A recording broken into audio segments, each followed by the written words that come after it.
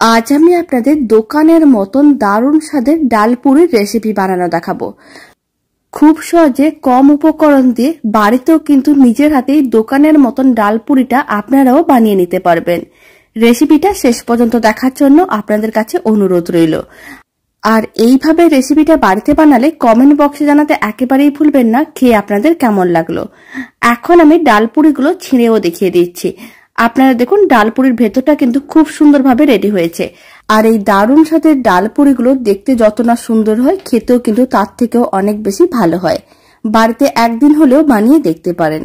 তো চলুন দারুণ স্বাদের নরম তুলতুলে ফুলকো ডালপুরিগুলো বানানো শুরু করা যাক। প্রথমে একটা বড় সাইজের মিক্সিং বোল নিয়েছি, তার মধ্যে দিয়ে দিচ্ছি মেজারিং কাপের 2 কাপ ময়দা।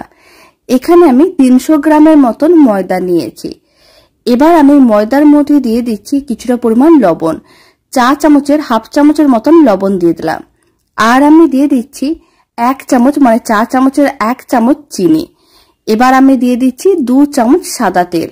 তারপর সমস্ত কিছু একসঙ্গে খুব ভালো করে মিশিয়ে নিতে হবে। আর ময়দায় 2 থেকে 3 মিনিট খুব ভালো করে ময়াম দিয়ে দিতে হবে। ময়দায় যত ভালো করে ময়াম দেওয়া হবে ডালপুরিগুলো খেতে কিন্তু তত বেশি ভালো লাগবে।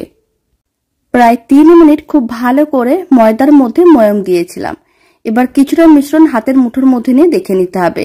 যদি এইভাবে মুঠো হয়ে যায়, তারপর একটু প্রেস করলে বালির মতন ভেঙে যায়, তখনই বুঝে নিতে হবে খুব ভালো করে ময়াম দেওয়া হয়ে গেছে। এবার অল্প অল্প জল দিয়ে একটা ডো রেডি করে নেব। আর এখানে আমি রুম টেম্পারেচারের জলই ব্যবহার করেছি, কোনো রকম ঠান্ডা বা গরম জল দিইনি। অল্প অল্প জল দিয়ে খুব ভালো করে মেখে ময়দার ডোটা রেডি করে নিয়েছিলাম। এখন সামান্য পরিমাণ তেল নিয়ে তেলটা খুব ভালো করে ছড়িয়ে নিতে হবে। তারপরে ডোয়ের সঙ্গে তেলটা খুব ভালো করে মিশিয়ে নিতে হবে। যখন তেলটা ডোয়ের সঙ্গে খুব ভালো করে মেশানো হয়ে যাবে, তখন কিন্তু ডোটাকে আবারও এইভাবে রেখে দিতে হবে মিক্সিং বোলের মধ্যে। আর ঢাকনা দিয়ে ঢেকে এক সাইডে প্রায় 10 থেকে 15 মিনিট রেখে দিতে হবে। এই সময় আমি ডালের পুরটা রেডি করে নেব। যেহেতু ডাল পুরি, তাই ডালের পুরটা এই সময় রেডি করে নিতে হবে। আর এদিকে আমি 100 গ্রাম ছোলার ডাল নিয়েছিলাম। ছোলার ডালগুলোকে 3 থেকে 4 ঘন্টার মতন জলে ভিজিয়ে রাখতে হবে। আর এই ছোলার ডালগুলো কিন্তু 4 ঘন্টার মতন জলে ভেজানো ছিল। ছোলার ডালগুলো খুব ভালো করে জলটা শোক করে বেশ সাইজ অনেকটা বড় হয়ে গেছে। তারপরে খুব ভালো করে ছোলার ডালগুলোকে ধুয়ে নিয়েছিলাম।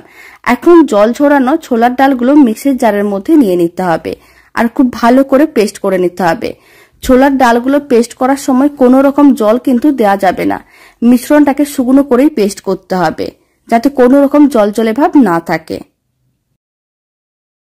ছোলার ডালগুলোকে খুব ভালো করে পেস্ট করে নিয়েছিলাম। আপনারা দেখুন ডাল বাটাটা কিন্তু বেশ ঘন আর এরকমই শুকনো করেই পেস্ট করতে হবে। এখন এই ডাল বাটাটাকে এক সাইডে রেখে দিচ্ছি। আর একটা কড়াইকে গ্যাসের ওভেনের ওপরে বসিয়ে দিচ্ছি। কড়াইয়ের মধ্যে দিয়ে দিলাম বড় চামচের 1 চামচ সাদা তেল। তেলটা যখন গরম হয়ে আসবে, তখন আমি এর মধ্যে দিয়ে দিচ্ছি সামান্য পরিমাণ কালো জিরে। চা চামচের 4 ভাগের 1 ভাগ আমি কালো জিরে দিয়েছি। আর আমি দিয়ে দিচ্ছি অল্প একটু হিং, চা চামচের 4 ভাগের 1 ভাগ। এখন কালো জিরে ও হিংটাকে 10 সেকেন্ডের মতন ভেজে নিতে হবে। এতে খুব সুন্দর একটা সেন্ট বেরোনো শুরু করে দেবে। যখন 10 সেকেন্ডের মতন ভাজা হয়ে যাবে, তখন আমি এর মধ্যে দিয়ে দিচ্ছি চা চামচের 4 ভাগের 1 ভাগ হলুদ গুঁড়ো। আর আমি দিয়ে দিচ্ছি লঙ্কার গুঁড়ো, চা চামচের 4 ভাগের 1 ভাগ। আপনারা চাইলে কাঁচা লঙ্কা বাটাও দিতে পারেন। আর আমি দিয়ে দিলাম জিরে গুঁড়ো, ধনে গুঁড়ো, চা চামচের 4 ভাগের 1 ভাগ করেই গুঁড়ো মশলাগুলো দিয়ে দিলাম। সমস্ত কিছু একসঙ্গে খুব ভালো করে মিশিয়ে নিতে হবে। তারপরে 1 মিনিটের মতন নাড়াচাড়া করে নিতে হবে, যাতে মশলাগুলো ভাজা হয়ে যায়। 1 মিনিটের মতন নাড়াচাড়া করে নিয়েছিলাম, মশলাগুলো ভাজা হয়ে গেছে। এখন আমি ছোট চা চামচের 1 চামচ দিয়ে দিলাম চিনি। আর 4 ভাগের 1 ভাগ আমি লবণ দিয়ে দিলাম। খুব ভালো করে চিনি ও লবণটা মিশিয়ে নিতে হবে। এতে ডাল পুরির পুরটা খেতে অনেক বেশি ভালো লাগবে, কারণ নুন মিষ্টিটা একটু ঠিক করে দিলে খেতে কিন্তু অনেক বেশি ভালো লাগে। যখন সমস্ত কিছু ভালো করে মেশানো হয়ে যাবে আর মশলাগুলো রান্না করা হয়ে যাবে, তখন আমি যে ছোলার ডালটা বেটে রেখেছিলাম সেই ছোলার ডাল বাটাটা দিয়ে দিলাম। এবার ছোলার ডাল বাটাটাও মশলার সঙ্গে খুব ভালো করে মিশিয়ে নিতে হবে। তারপরে এইভাবে মানে মিডিয়াম ফ্লেমে 6 থেকে 7 মিনিট রান্না করে নিতে হবে। যতক্ষণ না পুরটা একেবারে শুকনো হয়ে যাচ্ছে, ঠিক ততক্ষণ রান্না করতে হবে। আর ফ্লেমটা মিডিয়ামেই রাখতে হবে, হাই ফ্লেমে রান্না করা যাবে না। তাহলে কিন্তু অনেক তাড়াতাড়ি শুকনো হয়ে যাবে আর ডাল বাটাটা ভালো করে রান্না হবে না। এখন আমি আপনাদের 7 মিনিট পরে দেখাচ্ছি। আপনারা দেখুন কড়াই থেকে কিন্তু একেবারেই আলাদা হয়ে গেছে আর বেশ শুকনো হয়ে গেছে। এখন ফ্লেমটা অফ করে ঠান্ডা করে নিতে হবে। ছোলার ডালের পুরটা ঠান্ডা করে নিয়েছিলাম। এবার আমি মিক্সিং বোলের মধ্যে যে ময়দার ডোটা রেডি করে রেখেছিলাম সেখান থেকে ডোটা নিয়ে নিলাম। ডোটাকে ভালো করে একবার মেখে তারপরে মিডিয়াম সাইজের লেচি কেটে নিতে হবে। লেচিগুলোকে খুব বেশি বড় বা ছোট করে বানানোর দরকার নেই, এরকমই মিডিয়াম সাইজের লেচিগুলো কেটে নিতে হবে। আর লেচিগুলো প্রথমে কেটে নেওয়ার পরে পুরটা রেডি করতে হবে। এখানে আমি 9টা লেচি রেডি করেছি। এবার পুরটা নিয়ে নিলাম। পুরটা কিন্তু ঠান্ডা হয়ে গেছে। ঠান্ডা করার পরেই কিন্তু ডাল পুরিগুলো রেডি করতে হবে, তাহলে আর পুরটা বাইরে বেরিয়ে আসবে না, মানে বেলার সময় আর ছিঁড়ে যাবে না। পুরটাকে খুব ভালো করে এইভাবে মেখে নিতে হবে যাতে কোনো রকমের দলা না থাকে। ভালো করে মেখে নেওয়ার পরে এইভাবে আমি 9টা অংশে ভাগ করে নিয়েছি, কারণ ডাল পুরির মধ্যে তাহলে পুরটা ভালো করে দেওয়া যাবে যদি প্রথমেই পুরটাকে এইভাবে ভাগ করে নেওয়া হয়। এখানে 9টা লেচি হয়েছে, তাই আমি 9টাই এইভাবে পুরটা ভাগ করে নিয়েছি। এখন পুরগুলোকে এক সাইডে রেখে দিয়েছি। আর যে লেচিগুলো রেডি করে নিয়েছিলাম সেখান থেকে একটা লেচি নিয়ে নিলাম। লেচিটাকে নিতে হবে আর এইভাবে গোল বলের মতন করে বানিয়ে প্রেস করে চ্যাপটা করে নিতে হবে। একটু শুকনো ময়দা নিয়েছি, ময়দার মধ্যে লেচিটাকে কোট করে নিলাম।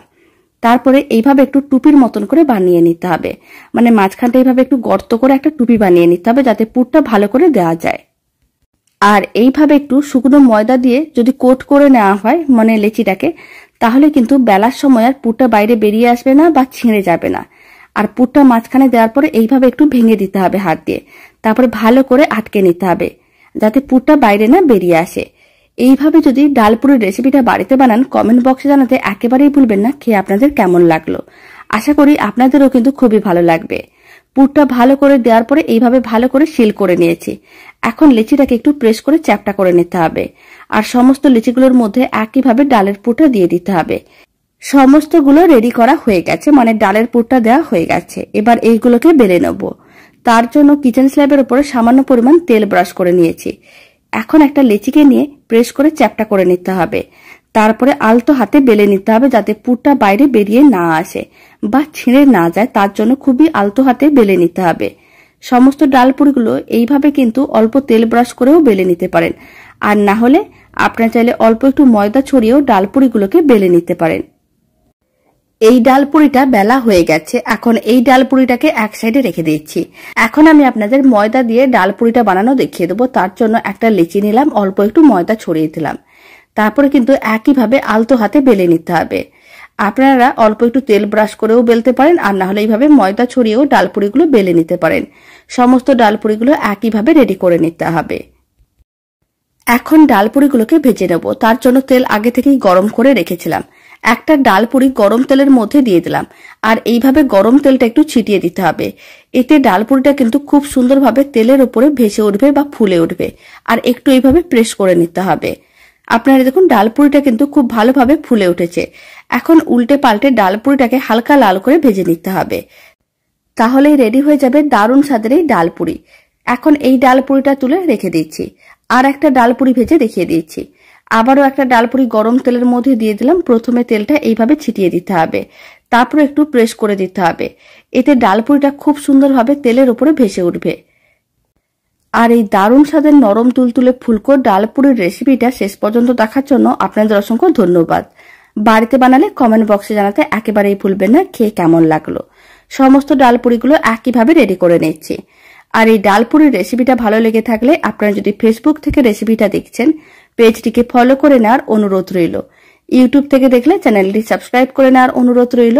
পাশে থাকা বেল আইকনটি প্রেস করে নেবেন নতুন রেসিপির আপডেট সবার আগে পাওয়ার জন্য। এখন আমি ডালপুরিগুলো ছিঁড়েও দেখিয়ে দিচ্ছি ভেতরটা কেমন হয়েছে। যেহেতু ডালপুরিগুলোর মধ্যে অনেকটাই পুর দেওয়া ছিল, এতে ডালপুরিগুলো দেখতে কিন্তু অনেক বেশি ভালো লাগছে আর খেতে কিন্তু এর থেকেও আরো বেশি ভালো হয়।